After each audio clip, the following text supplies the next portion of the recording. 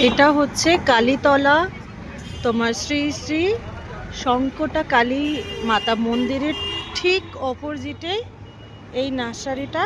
দেখো এখানে হেন কোনো গাছ নেই যে তোমরা পাবে না। তোমরা টালিগঞ্জের সাইডে যারা থাকো বা ঠাকুরপুকুরের সাইডে যারা থাকো তারা একবার এখানে এসে একটু ভিজিট করতে পারো। প্রচুর প্রচুর গাছ রয়েছে এবং কি এটা হচ্ছে রিজনেবল প্রাইসে দাদা সেল করছে। দেখো আমার ছেলে তো দেখে হয়ে গেছে, তো আমি দেখো ওখানে গাছগুলো নিয়েছি যা যা ওখানে রাখা রয়েছে।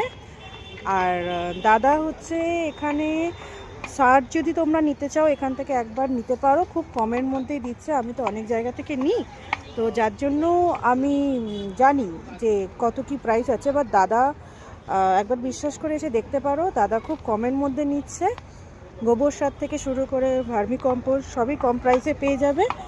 আর হচ্ছে দাদার তৈরি বাবা, দাদার তৈরি একটা মিক্সার আছে যেটা তোমরা কিনা সব গাছে, আমরা যেমন আলাদা আলাদা করে গাছে সার দিই, বাট এটাখানে হচ্ছে দাদার তৈরি করা একটা মিক্সার আছে। সেটা তোমরা সব গাছে দিতে পারবে, ফুল গাছ বলো আর হচ্ছে সবজি গাছ বলো, সব রকম গাছেই দিতে পারবে।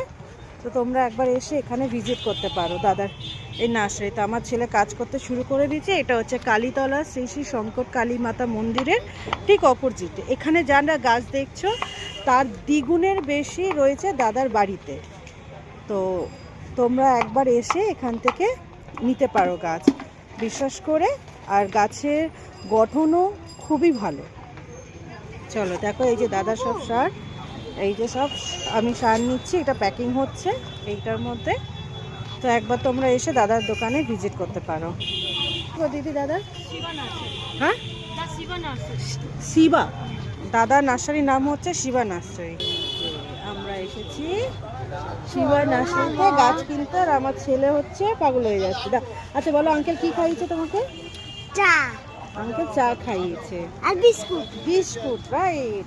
আর কি কি গিফট করে বলেছে না তোমাকে? হ্যাঁ, রানীরা কি গিফট করবে? সারপ্রাইজ গিফটটা। চলো তোমাদের পরে দেখাচ্ছি আমি কি কি গাছ নিলাম।